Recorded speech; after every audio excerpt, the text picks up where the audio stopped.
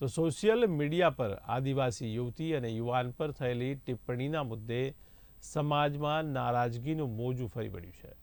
ત્યારે અંકલેશ્વરમાં સમાજમાં ભારે નારાજગી જોવા મળી રહી છે। તો અંકલેશ્વર હાંસોટ આદિવાસી સમાજના યુવાનો બિરસા મુંડા સર્કલ ખાતે એકત્ર થયા હતા અને ત્યારબાદ રેલી યોજી હતી। ત્યારે પોલીસમાં વિધિવત રીતે રજૂઆત પણ કરી હતી। ત્યારે પટેલ સમાજના યુવક દ્વારા કરવામાં આવેલી અભદ્ર અને સામાજિક ટિપ્પણી બાબતે પોલીસને અરજી સ્વરૂપે ફરિયાદ આપવામાં આવી હતી। સાથે સાથે જવાબદાર સામે કાયદેસરની કાર્યવાહી કરવા માટેની માંગ કરી હતી। ત્યારે આ મામલો હજુ ઉગ્ર બને તેવા પણ સંકેતો દેખાઈ રહ્યા છે। તો પ્રાપ્ત માહિતી મુજબ અંકલેશ્વરના પિંકેશ પટેલ નામના ઈસમ દ્વારા તેની સોશિયલ મીડિયા સાઇટ પર આદિવાસી સમાજની યુવતી અને યુવા વર્ગ માટે અભદ્ર ટિપ્પણી પોસ્ટ કરી હતી।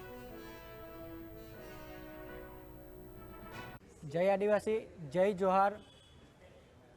અવારનવાર આદિવાસી સમાજ ઉપર અભદ્ર ટિપ્પણી કરીને સોશિયલ મીડિયા પર જે વાયરલ થયેલા વિડીયો છે એના અંદરથી અંકલેશ્વરમાં પણ એક પિંકેશ નામનો વ્યક્તિ આદિવાસી સમાજની જે મા બેન દીકરીઓ છે એના માટે અભદ્ર ટિપ્પણી કરે છે।